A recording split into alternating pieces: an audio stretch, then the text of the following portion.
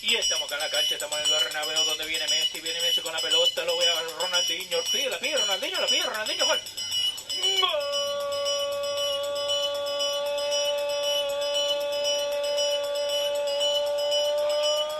De cabeça, olha chance, olha gol, golaço! Que golaço!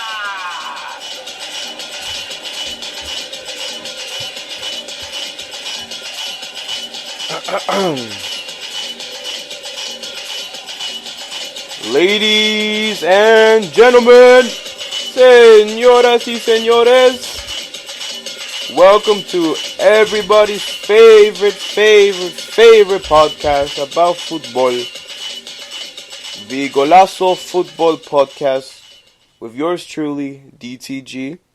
Now, I must say in advance, I do apologize for missing last week's episode. I will say last week I had been severely cut with a rusty blade, and it required stitches. I needed a tetanus shot. So instead of recording my wonderful voice for you wonderful people, I was in the hospital. But don't worry, it was nothing too major. Pretty much only went to the hospital because it was a rusty blade. So that's the only reason why I went. But besides that, I'm fine. And with that being said, today we have a longer episode due to me missing last week. And as a result, I missed FPL Game Week 2. Yes, I know, it's a bummer that the FPL winners from Game Week 2 were looking forward to it, to being revealed if they had the most points or not, even though you guys could check yourselves if you really wanted to, but for Mundo Credits reasons, I will announce the winners right now because I have the screenshots from Game Week 2. Don't worry, guys, I'm on top of my game here. So, yeah, Game Week 2, we had two winners from last week, both tied on 66 points. Relatively low week because the average was 41 points, and I did get 41 points myself Game Week 2. I usually try to get at least 15 points above the average. The average, of course, being the average of what people normally get or what's like the most common score. But yeah, no, congratulations to Jolene Langstay. I hope I said that right. And her team name, or her team name is Kristiva X !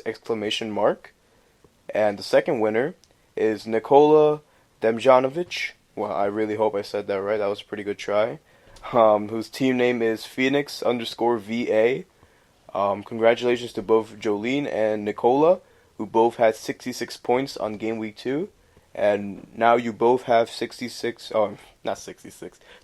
Mundo credits for being the winners of Game Week 2. You both get 15 Mundo credits, just to clarify. So it's you two, alongside with Saad Abdullah of Schizophrenic FC, who won Game Week 1. And to get on to Game Week 3, the winner of Game Week 3 is Balotelli's Tubbies. Wow, what a team name. By Samuel Newman. Balotelli Tubbies. He used a triple captain that week. Unfortunately, I could not pull up the stats from last weekend. I only took screenshots of the point tallies. So, yeah, sorry. Apologies to Nicola and Jolene. But Balotelli's Tubbies from Samuel, he put a triple captain on Mohamed Salah, who scored a brace against Arsenal. The less we talk about that, the better. But no, it was a smart move, you know. I captained Sterling personally because Man City played Bournemouth, so I thought it was a better idea. I thought, who has a better chance to score more goals? So, yeah, that's fair play to you. I only had Salah, not even on vice captaincy, so yeah, it happens. But yeah, congratulations to you three, the winners of the past 2 game weeks. We have 4 people tied for 15 Mundo credits. And yeah, it's just to see who accumulates the most over the course of the season and who gets merchandise at the end of the day. Don't worry, guys. If you guys forget about your point tally or how many points you get, or if you don't even listen to the podcast and you're just a follower on social media and you don't even know if you get Mundo credits or not, we're going to be making a leaderboard soon, and they're gonna be going up on our social media pages. So stay tuned, stick around, look out for our Mundo pages and the Golasso Football Podcast page, because if you're unaware about who's in the lead as far as Mundo credits go, don't worry, we're gonna keep track of the stats and like post it up there for you guys as the weeks go on. So, enough talk, enough plastic talk. Let's go to the world of football and what I've missed over the past 2 weeks. So, this past weekend, I would like to say, I'm just going to start off with this past weekend and then just go further back. It's easier to do it like that, in my opinion. So, first things first, last weekend, the fixtures of the Premier League were pretty interesting to say the least, with Tottenham losing, Arsenal losing, albeit it was to Liverpool. You had Tottenham again being saved by VAR against Man City. We'll get to that. Manchester United, 2 disappointing results for them.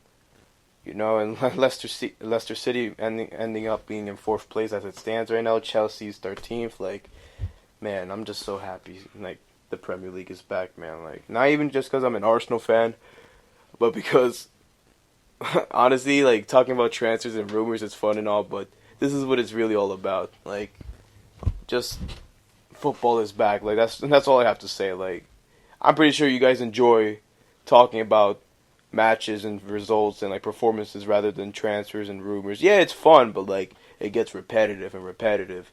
That's why I'm not even gonna just talk about Neymar. Like, this is probably gonna be like the first episode in a long time that I'm not gonna talk about the Neymar transfer rumors, because as it stands, like PSG probably just won like Shakira, fucking one of Messi's kids, Nelson Semedo, and 50 mil for Neymar at this point. I saw a meme on that, and it just got to me where PSG won Shakira in the deal. Like, that had me dead. But no, staying away from transfer business today, finally. Let's start off with my guys, Arsenal. We traveled to Anfield and we took on Liverpool. And we lost 3-1, going to the game. Yeah, I was hopeful that we could, like, at least snag a point, because, I was like, you know what, it's the new season, off to a great start. We won 2 out of 2 against Newcastle and then Burnley. I was like, you know what, let's go in and just try to, like, get a draw at least. Like, that would be a real statement of intent, because the last time we beat Liverpool at their place, I was like, sheesh. It's like 2011, actually, I think it was, rather. So yeah, it's been a long time in the making, and if we get a point at the home of the European champions, like, I'd take that any day of the week, honestly. But no, Arsenal played really defensive this game. We had a whole change of formation, and we didn't even start Lacazette, who for me don't get me started. Like, that got me so aggravated. The fact that we brought him on, or Unai Emery put him on in the last 10 minutes of the game, like, last 9 minutes rather, and I think that was the dumbest thing that we honestly could have done. We made ourselves way too late, and we shot ourselves in the foot. The best part of the game was probably seeing Nicolas Pepe start for the first time, and on his first Premier League start, away to the European champions, he dribbles past Virgil van Dijk for the first time since, in the Premier League, that is. Because I know Gabriel Jesus did it in the Community Shield, but Nicolas Pepe is the first player in 50 games in the Premier League to dribble past Virgil van Dijk. Like, for me, I saw it happen too. Like, I couldn't believe it. Like, this kid is ridiculous. He destroyed Andrew Robertson. Individually, he had a great game. He should have scored. Unlucky with his shooting that day, but it's just a glimpse of what's to come. Once he gets a real grasp with the Premier League, he's going to destroy the league. I'm sorry, like, it's over for Premier League wingbacks, fullbacks, defenses in general. Like, especially when he gets clicking with Aubameyang and Lacazette, it's wraps. That's all I'm gonna say. But it wasn't wraps for Liverpool because, like I said, we played way too defensive. We needed Lacazette to start that game. Aubameyang was poor. But no, I thought I thought it was a good idea at first to approach the game really defensively, since it's Liverpool and we usually get destroyed by Liverpool away. So just to avoid that, we just played defensively. But I thought we were way too defensive, and it was like really unnatural to see Arsenal in that shape. I think we should have just played our natural game.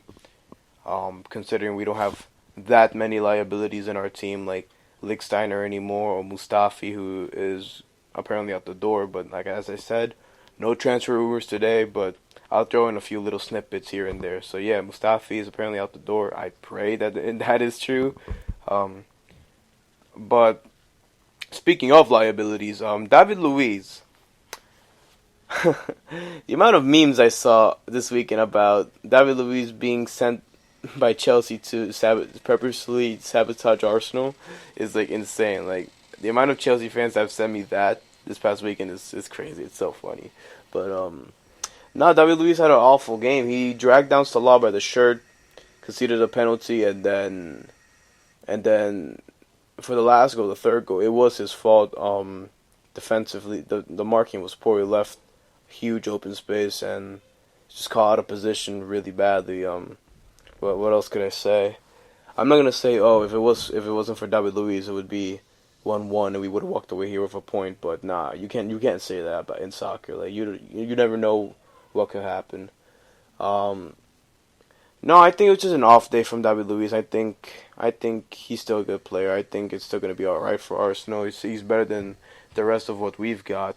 I mean, maybe Callum Chambers could have done better in that scenario, considering that he played well and we kept a clean sheet away at Newcastle when he played with Socrates. But we'll have to see what happens in the future with our center back pairings. But no, yeah, it was a well-deserved win from Liverpool. We only scored because they stopped pressing us, and yeah, with the shape that we had and the formation that we played, we just couldn't contain the press. Like we just got outplayed for the most part against the Gegen press, as Jurgen Klopp calls it. So yeah, I got nothing much to say. Then we just got outclassed for the most part. Staying with North London teams, Tottenham Hotspur lost to Newcastle United.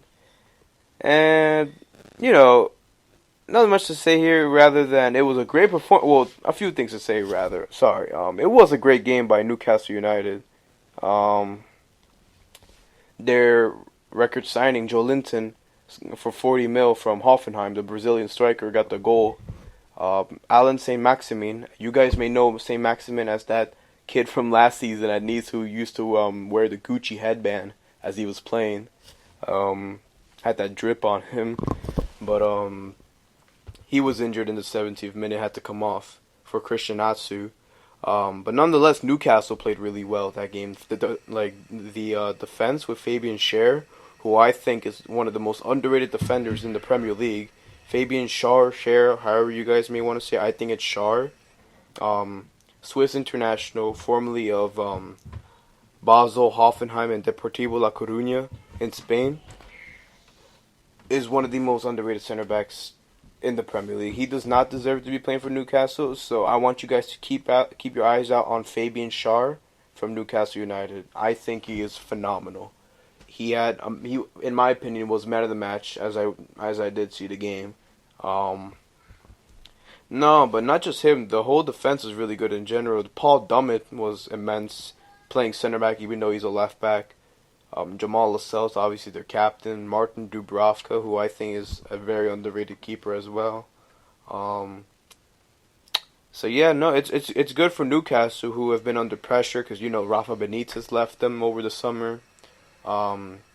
Salomon Rondon left them over the summer. Who was a really good player for them on loan from West Brom, who joined Rafa Benitez, who is now managing in China. And he brought Rondon with him. He bought him from West Brom. And it's good for Newcastle in the sense that Steve Bruce, who has had a lot of pressure brought onto him because of the backlash of his appointment as manager, considering he was manager of Newcastle's biggest rival, Sunderland, a few years back. And Steve Bruce has never really been like a top manager. He's always been like a second tier, like relegation safety, like kind of guy. Um, he hasn't been like he's not a Rafa Benitez. Let's just say that. Like Rafa Benitez has been in the biggest clubs in the world: Real Madrid, Inter, Liverpool. He's a Champions League winner. Um, Steve Bruce has probably just gotten teams promoted and kept them in the league. As far as achievements goes, it's a massive drop off in quality, but um, to get his first points on the board against Tottenham, like Tottenham away, nonetheless. Especially after a rough start. First game was Arsenal at home, and then embarrassingly enough, they got thrashed by Norwich City, 3-1 away at Norwich, with Timo Pukki, of course, scoring his hat trick. But yeah, it's good that Newcastle got some points on the board. Steve Bruce can have that, and hopefully they can kick off from there because, in my opinion, Newcastle are a tremendous club. Obviously the likes of Alan Shearer. Like, if you guys don't know who Alan Shearer is, then I think you guys really need to like educate yourselves because he is actually like the top goal scorer of Premier League history. He has the most goals of anyone in the league of like if its existence in history. So yeah, if you guys really don't know who he is, then I think you guys should just educate yourself. I don't know what to tell you. So yeah, it would be a shame if they got relegated. It's the point I'm trying to say. So yeah, and it's always nice to see Tottenham lose. They bottled it again. It's happened again. It's happened again. Tottenham Hotspur. It's happened again. Moving on to other results. I can't believe I did that. I'm so sorry. That was really cringe. You have Manchester City winning 3-1 away at Bournemouth. Aguero, clinical Aguero with a brace, and Raheem Sterling with a goal as well. But for me, something that stands out in this game is Bournemouth's Harry Wilson. Now, he's not Bournemouth's Harry Wilson. He is Bournemouth's on loan from Liverpool Harry Wilson. He was on loan at Derby County last season, managed by Frank Lampard. This kid, he hits ridiculous free kicks, man. Let me tell you, his left foot is a wand. It's a peg of a foot. If you guys remember last season, Derby County eliminating Manchester United from the EFL Cup, or the Carabao Cup, sorry. Then he scored a thumping free kick against Sergio Romero in the League Cup last season. And he did so again against Ederson. And he does it as well for the Welsh national team. Like, I think it was on BR Football or one of the footy pages out there. A compilation of Harry Wilson free kicks. This kid is something else. Like Bournemouth, they've got themselves one hell of a player on their hands. And Liverpool, if you let this kid go, one of the biggest L's in recent history for you guys. I know you guys have won the Champions League, so I can't really say of all time. Like, you guys have had bigger L's, like Stevie G slipping, or bottling the league on your own, on multiple occasions. So yeah, if you guys do let him go, it's a massive L. I'm sorry. Speaking of massive L's, Manchester United losing at home to Crystal Palace. Boy, let me tell you, it is so satisfying to see Manchester United lose to a last-minute goal. They lost to a goal scored in the 93rd minute. I say it's the best thing ever because the amount of times teams have gone to Old Trafford and at the 90th minute, 91st minute, Sir Alex Ferguson, or Fergie, he would like to go up to referees and point to his watch, saying, "Come on, it's time." That means stoppage time was called Fergie time at the time. That's how it was referred to throughout his reign at Manchester United. Oh, 90th minute goal, you got it, bet. So he would. The meme goes, Alex Ferguson would point to his clock, be like, "Hey, we need this much extra time, right? So we could score a goal." And then the referees would be like, "Got it, sir." because the referees were intimidated by Fergie back in the day. So they would add like plus 6 minutes, plus 3, plus 5 minutes, and then Manchester United would get a winning goal, equalizing goal. You know the rest. This time, it's backfired on them. There was 96 minutes added on, right? After the 90 minutes. It was 1-1. Patrick Van Aanholt shoots a ball, right? Shoots the ball. And what seems like a manageable shot for De Gea. He has a howler. Like, let me tell you, it was a low driven shot, and you'd be like, okay, it's De Gea's, right? Like, you could tell by the way he ran up to like shoot the ball. It was like, okay, yes, De Gea's getting this. I guess it was like it was a low dive for De Gea, and you know he's fast enough to get there, but he just didn't. It was too much for him to handle, and I was like, what? Like, you guys need to look at the goal again from Patrick Van Aanholt against David De Gea. It's poor from De Gea. I'll just say that. Not a direct mistake, but I will say it's for a keeper of De Gea's class, he should be getting there. But no, I bet Aaron Wan-Bissaka wishes he stayed at Crystal Palace now. But no, continuing on Manchester United, as I said, there was another poor result. They tied 1-1 against Wolverhampton Wanderers, which is not a poor result considering Wolves are a great team. And then you had Chelsea, who won 3-2 in a thrilling game against Norwich City, with Tammy Abraham, who thankfully scored twice. I say thankfully, of course, being an Arsenal fan. If you guys don't know, the UEFA Super Cup, which happened the week prior, Tammy Abraham was racially abused because he missed the decisive penalty against Liverpool. Of course, Liverpool going on to win it on penalties after the game ended 2-2 with goals from Jorginho, and I believe it was Olivier Giroud. Yes, it was Olivier Giroud. And then goals from Liverpool, both from Sadio Mane. The game going on to penalties, and Tammy Abraham, as I said, missing the decisive one. Adrian saving it, or Adrian, however you guys want to say it. I say Adrian because that's the proper way to say his name. So, yeah. More of the story is, he missed. He was racially abused horribly for weeks. For 2 weeks, I should say. Social media, at the games, in the public media, so on and so forth. But comes back even stronger. Scores 2 goals in a 3-2 win over Norwich City away. And another goal as well for Mason Mount. So the Chelsea youngsters are really doing the trick for Frank Lampard right now. It was a really youthful front three with Mason Mount, Tammy Abraham, and Christian Pulisic. Of course, Christian Pulisic not being a youth product of Chelsea, but you get what I'm trying to say. He's settling really well at Chelsea, I should say, because he got an assist in the Super Cup, assist in the league for Tammy Abraham. So yeah, it's all good for Chelsea right now because they're sitting 13th, but it's going to be a rebuilding process. They tied 1-1 against a good Leicester team at home. Leicester were pretty unlucky not to win it, but nonetheless, it just goes to show how great of a team Leicester is. But it's good for Chelsea because they're finally being able to rely on their youth while also getting some results along the way.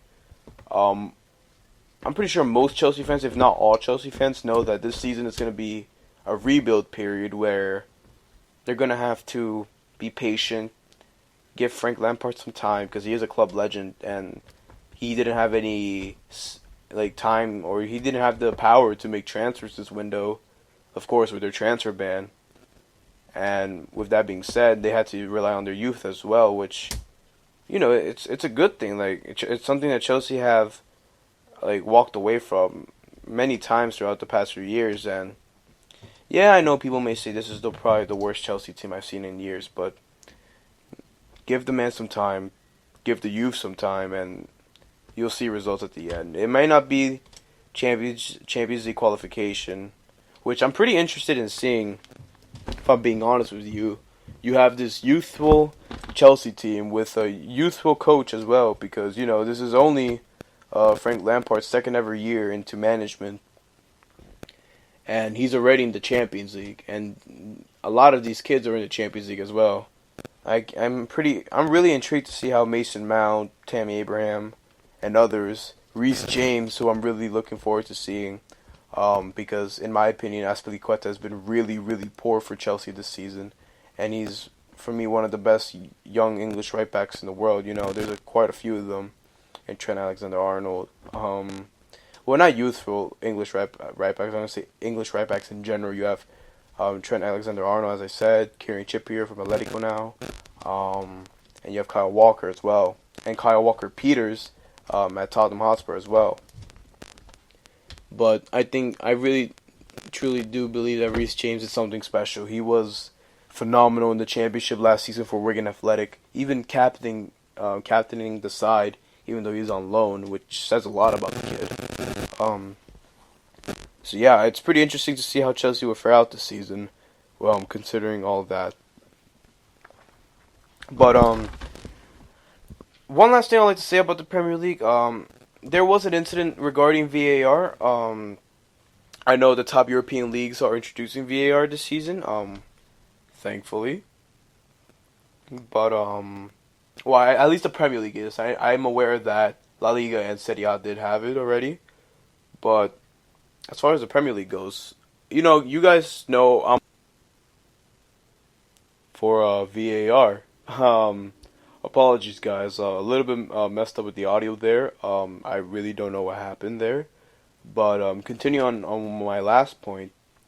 Yeah, I'm really in for VAR, as you guys are all aware of. But you really can't make this up. Like, you really cannot write the script here. It's lightning has struck twice at the Etihad for Manchester City. So the story goes, it's 2-2. Manchester City are dominating Tottenham Hotspur. They're home, right? Man City, that's why I said at the Etihad.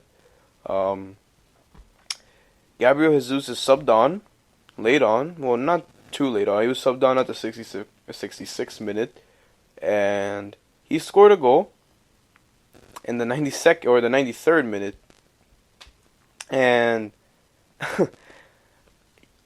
it was disallowed.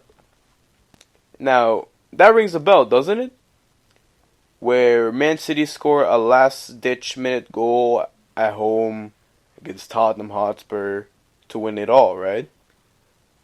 Only for it to be denied by VAR.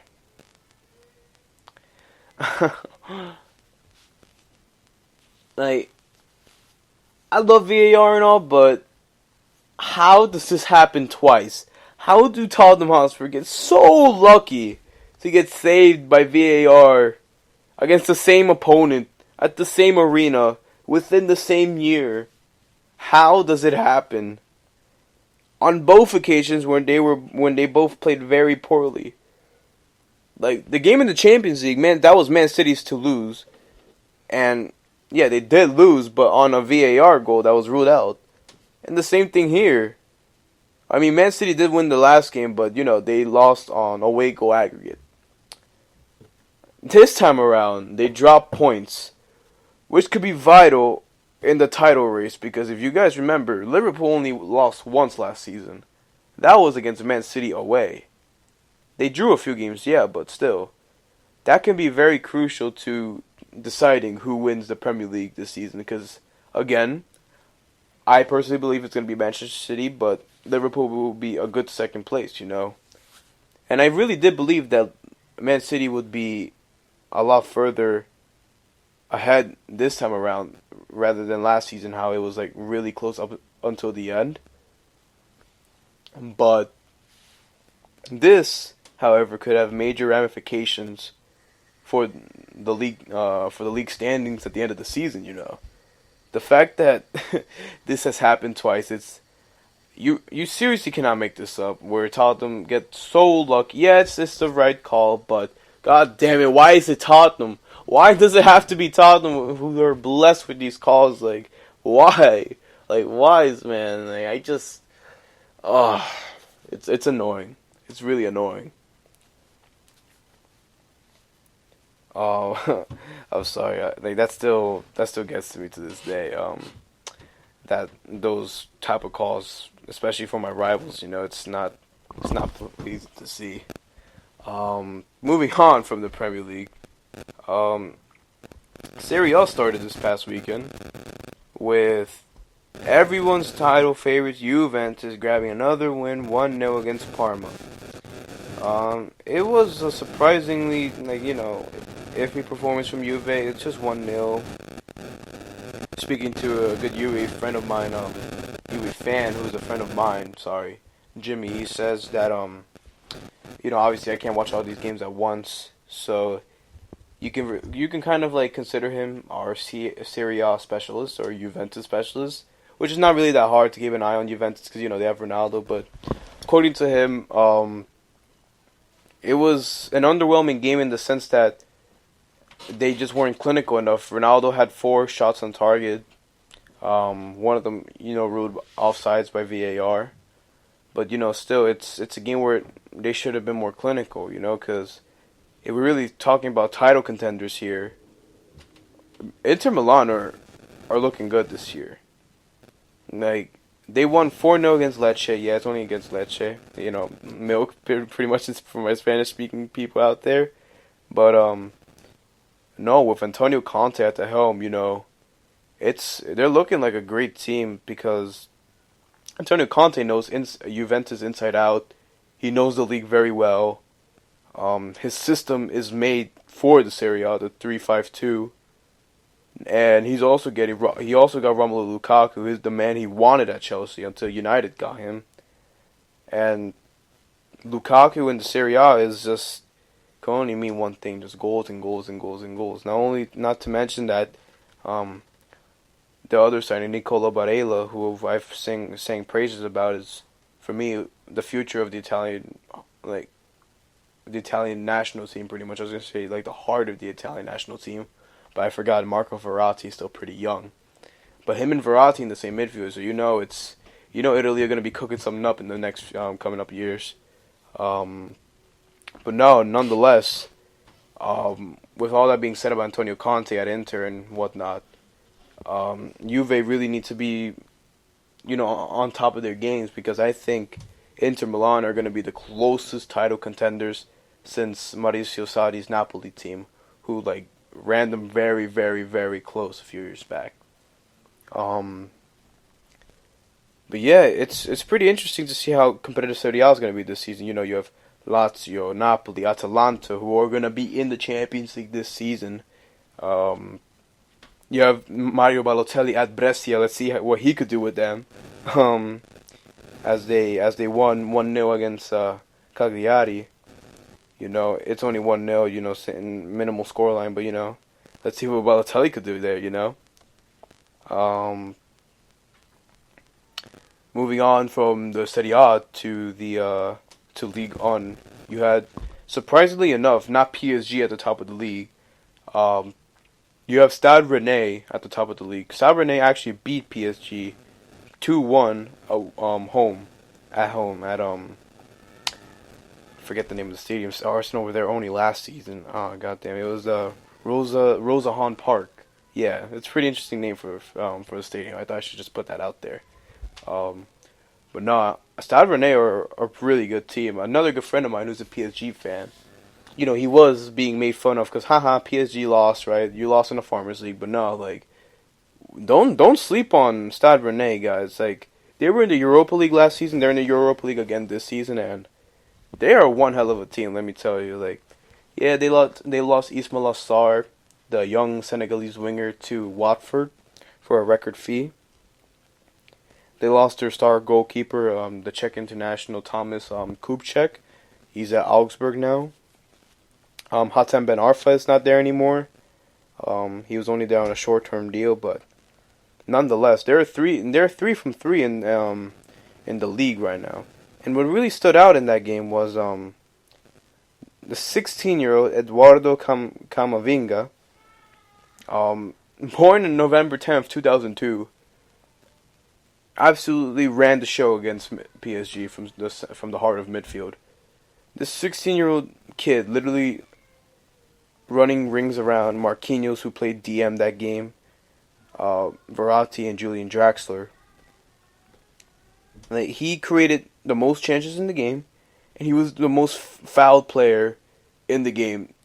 A 16-year-old kid being fouled by Verratti and Draxler and Thomas Munier, Bernard, Cavani. You know, he caused all of them to be booked. You know, he dragged 6 fouls on. It was 6, by the way, 6 fouls onto himself, and he created 2 chances on his own from playing deeper into midfield, kind of like a deep lying playmaker sort of role. This kid is gonna be something special. Like, I know it's the first game of the season. Well, I mean, for him at least, it's first. It was professional debut. But if you're doing that against one of the best teams in the world, like, sheesh, like, that's all I gotta say. A big sheesh, like, this kid's gonna be something special. Remember the name Eduardo Camavinga for all you FIFA career mode specialists out there who wanna start a career mode with a young gem in their team. Sign this kid up right now. But no, PSG sitting in third right now. Obviously, 2 wins, 1 loss. That 1 loss being against Stade Rennais. Stade Rennais are literally the only team with who are 3 from 3 out of the 3 games so far this season. Like, after them, it's Lyon, PSG, Lille, Nice, Angers, and then everyone else is either has 1 win or like less than desirable wins. Like, you could be like 0-3 right now.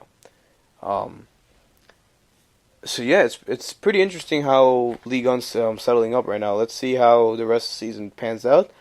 I'm pretty sure it's not going to finish like this. I'm confident that we're not going to have another Monaco on our hands, where Monaco win the league out of nowhere. But yeah, we'll see how PSG can bounce back from this, as I'm sure they will. As far as the Champions League goes, that's another story.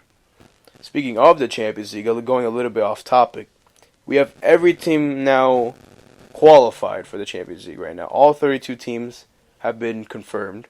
This is breaking news because I literally just got the notification right now because the playoffs have ended with Ajax beating Apoel from Cyprus 2-0, with the Mexican international Edson Alvarez scoring his first goal for the club, Dusan Tadic grabbing the second, and shout out to the right back for Ajax, Serginho Dest, who is new United States international, as he was called up today. 2 breaking news in 1 right there. You see what I did right there? Good little segue. But no, Serginho Dest was a part of the U20 United States team who made it all the way to the quarterfinals this past summer. Who's also been called up to the senior team today. Has now also qualified with Ajax to the group stages of the UEFA Champions League. Alongside Ajax, you have Club Brugge, the Belgian team, Slavia Prague, who made it all the way to the quarterfinals of last season's Europa League from the Czech Republic. You have Olympiacos, everybody's favorite Greek team, or the Greek Super League specialists, because they've won it like over 50 times. Like, it's crazy. And then you have Red Star Belgrade of Serbia. Shout out David Vujanic on that one. And then you have Dinamo Zagreb, the Croatian champions. I'm pretty sure it's the only Croatian team that most of you guys know anyway. But yeah, no, they join all the other teams in the Champions League, such as newcomers like Atalanta, as I mentioned earlier. But the draw will take place tomorrow morning, everybody. Tomorrow morning, Thursday, August 29th. Well, morning for us in the U.S. Evening, afternoon for your European folk. But nonetheless, it's exciting. Let's see. I'm really excited to see what happens, actually, because a friend of mine brought it up earlier where both Madrid teams, right, Atletico and Real Madrid, are in pot 2. Meaning that they can be drawn up with like Liverpool, Man City, not Barcelona because they're in the same country, Bayern Munich, and all the other league champions in the group stages. You know, like we could literally have Atletico versus Liverpool or Real Madrid in the group stages. We could literally have a final-esque match in the group stages, which is amazing to see. So I really can't wait for that. Once again, apologies. I don't know what's happening. I think I need to get this computer fixed because I'm having technical difficulties with the microphone disconnecting and whatnot. So, and it's really getting annoying. So, apologies for that in advance. But tomorrow we have the Europa League playoffs. Let's see who's going to join the likes of Manchester United, Arsenal, and other teams such as Sevilla, in the Europa League. But nonetheless, let's move over to La Liga, where it seems that Real Madrid are in a little bit of a injury crisis, with the likes of Eden Hazard yet to make his debut, as we're gonna have to wait a few weeks to see him in action, as well as Isco, who was injured in the last game against Celta Vigo. And then we have other injuries to Rodrigo. We had other injuries to Ferland Mendy, James Rodriguez, who was wearing the number 16, which looks really weird, by the way. That's a weird number for James. I'm sorry. Marco Asensio, of course, with a long-term injury against Arsenal in preseason. Brahim Diaz, Rodrigo, the Brazilian youngster, is out. Luka Jovic has a small knee issue. They loaned out Kubo, right, the Japanese international, to Japanese youngster, I should say, to Mallorca. Like the likes of Jesus Vallejo is at Wolves now on loan. Same goes for Borja Mayoral, who's on loan at Levante. Dani Ceballos is at Arsenal. Like, Sergio Reguilón is at Sevilla on loan. Like, what the heck, man? Like, Martin Odegaard, who actually scored the winner for Real Sociedad. That's a name I know you guys haven't heard in a while. Martin Odegaard. He's still pretty much a Real Madrid player technically. He killed it in the Netherlands for Heerenveen, but of course no one talks about it because no one really pays attention. That's why I'm here for you guys. But no, he also killed at Vitesse. But nonetheless, that just goes to show, like, Real Madrid let so many of these people go, but they're getting so many injuries at the same time. Even Thibaut Courtois is injured right now, which may affect the potential Keylor Navas move to PSG. Like, Real Madrid are a little bit of a pickle right now. Like, yeah, they'll get through it. It's not going to be as bad as last season, but it's just like a really, really bad start to the season. Considering the summer that they had, like, at the start, they did all their business early, don't forget. All their business was done in June, so they had a lot of hype about them this summer. However, now with the season actually starting up, all these new signings are injured. Some key players that are already there are injured. Luka Modric also got a red card against Celta Vigo in their 1-1 draw. Shout out Thibaut Courtois and his legs that can't stay closed. And then you have, like I said earlier, all these players who are out on loan. Like, what the heck? Like, this is literally like the start of season from hell. I wouldn't say from hell, because at least they won their first game. It could be worse. They could be like 0-2 right now, but still. But it's pretty damning to see this from Real Madrid, considering the amount of money they spend and the ambitions and expectations they hold for the team this season to bounce back after a season like last year. Staying in La Liga, you have Barcelona 5, Real Betis 2. Makes me very sad because you guys know how much I love Real Betis. And my guy, Nabil Fekir, who I had a whole segment on a few weeks ago, scored his first goal, which is also the opener against Real Betis. And also, I do have to make an apologies real quick because it was not Celta Vigo who Real Madrid dropped points against. It was Real Valladolid. Celta Vigo was actually the game that they won. It was their opener. So that's my fault. But no, Barcelona went down 1-0 to a Nabil Fekir goal to stay back on topic of Barcelona. And then you had someone called Antoine Griezmann, the guy who made an illegal transfer to Barcelona, scoring a brace. Shout out Sergio Roberto, who assisted both goals. And then you had an unexpected hero scoring the third one to make it 3-2. Unexpected because I doubt you guys have heard of him.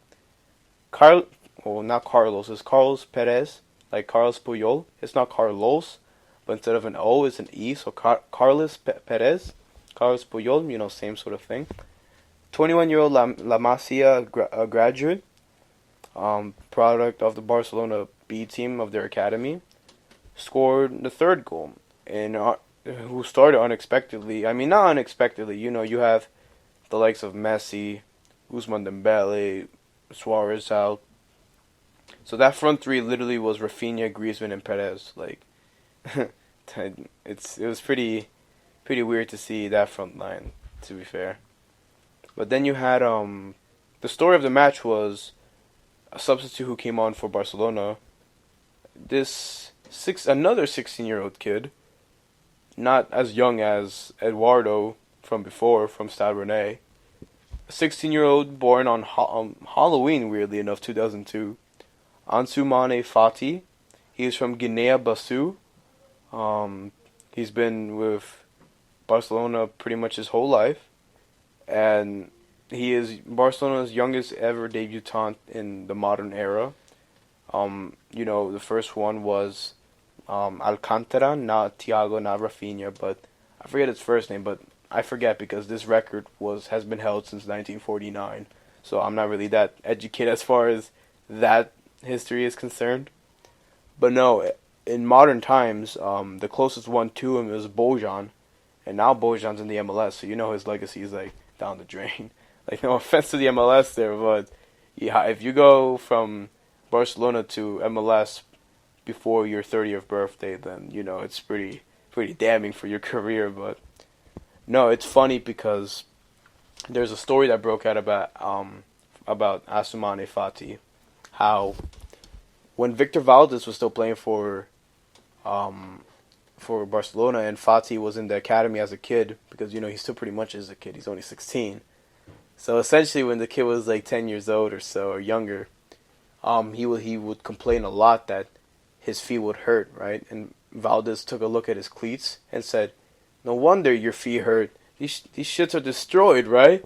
And Valdez went out and bought him a new pair of cleats. So I just thought it was pretty cute to throw it in there that this kid is that young, that it was only 6 years ago and 6 years ago was only in 2014, where you had Victor Valdez in the last year of his last year at Barcelona helping out this 10-year-old kid, which is pretty damning because this kid is literally 16 years old, and I just can't wrap my head around all this. It's crazy to think about it. But no, that's that. Atletico Madrid, of course, staying up there with the two big dogs in La Liga. Not staying up there with the two big dogs. They are ahead of both of the big dogs. As Barcelona lost their first game to an insane goal by my guy, Aritz Aduriz. If you know, you know. Shout out Mike on that one. Real Madrid obviously drawing one, losing one. And the only two teams on top of La Liga, I should say, who are ahead of the two big dogs, Sevilla and Atletico Madrid. Sevilla beating Espanyol 2-0 and Granada 1-0. And you have Atletico Madrid beating, two teams with their favorite scoreline 1-0, because Diego Simeone loves a 1-0 against Getafe and Leganes. And João Felix destroying defenses on both occasions. So yeah, it's so far so good for his price tag. He's living up to the name. But yeah, we'll have to see how the rest of the season pans out. It's still only August.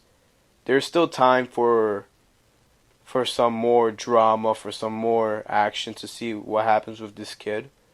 I'm still waiting to see him do something incredible. I'm still waiting for the hat tricks. I'm still waiting for the Ballon d'Ors. I'm just kidding. Not the Ballon d'Ors. It's just the huge expectation on the kid.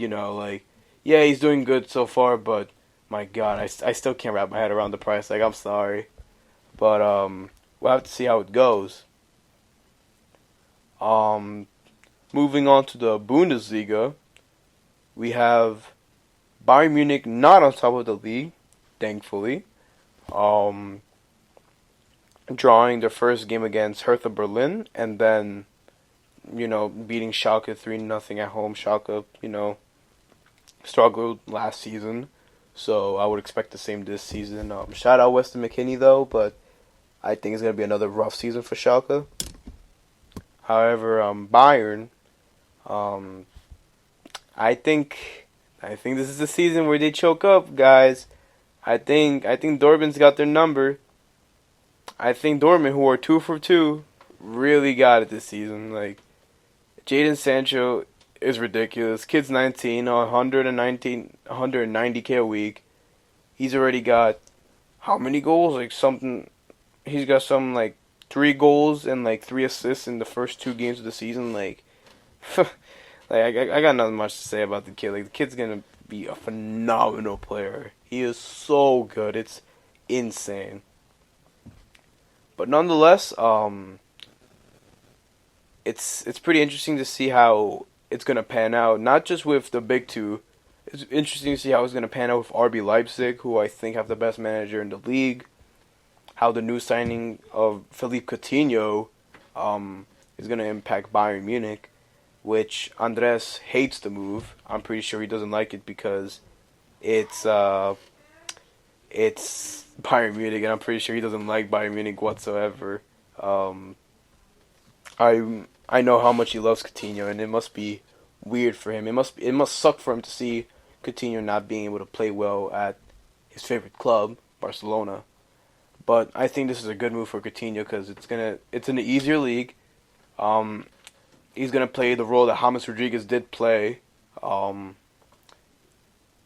Also, playing alongside someone like Thiago Alcantara will only help him. Like, the midfield of Leon Goretzka, Thiago, and Philippe Coutinho. Coutinho obviously playing in the 10 where I would play him, as his jersey number suggests. It's just something that, as much as I don't like Bayern Munich, that prospect, really, really terrifies me, of those 3 in the midfield together. As I said, RB Leipzig, Wolfsburg, a couple seasons back were in the Champions League, fell off, almost got relegated, but now in the Europa League, slowly making the comeback back up. You have promising teams like Mönchengladbach and Bayer Leverkusen. It's just a pretty good Bundesliga season so far. Yeah, it's dropped down in quality over the past few years. It's not as competitive as La Liga, Premier League, even Serie A. It's dropped in standards, but the youthfulness, the excitement of these young coaches in the league is exciting to see. I really can't wait for this Bundesliga season, to be honest with you. From someone who wants to be a coach, it's pretty interesting to see the amount of youthful coaching and the amount of what's the right word I'm trying to look for here? Ingenuitive coaching methods that they have on display. Because David Wagner, as we saw at Huddersfield, is a very ingenuitive coach who managed his way to save Huddersfield from a relegation 2 seasons ago with a really poor Huddersfield team. You have youthful coaches at Wolfsburg, RB Leipzig, Julian Nagelsmann, my favorite, at Hoffenheim, Eintracht Frankfurt, who, stole everyone's heart in the Europa League last season. So we'll see how that goes. It's a pretty interesting Bundesliga season, to say the least, and I can't wait to see what happens there, Guys, thank you for listening. It's been me, DTG, on a slightly longer episode. I didn't get to everything I wanted to talk to. Just general news about football and stuff around the world, FPL. Don't forget, change your teams for FPL Game Week 4, guys. You can listen to us on Spotify, SoundCloud, Spreaker, Amazon,